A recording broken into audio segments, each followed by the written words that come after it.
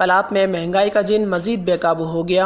हुकूमत की जानिब से आखिरी दिनों में पेट्रोल और डीजल की कीमतों में इजाफे होते ही ट्रांसपोर्ट किरायों और अशिया खुर्दनोश में भी मजीद इजाफा हो गया।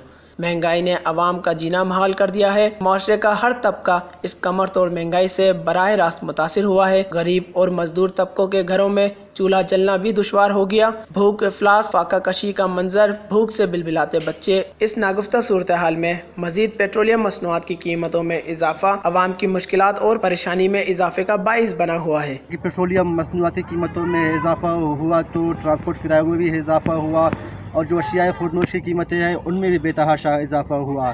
यहाँ पर जो ज़िला इंतज़ामिया है कोई चेक एंड बैलेंस नहीं कर रहा है।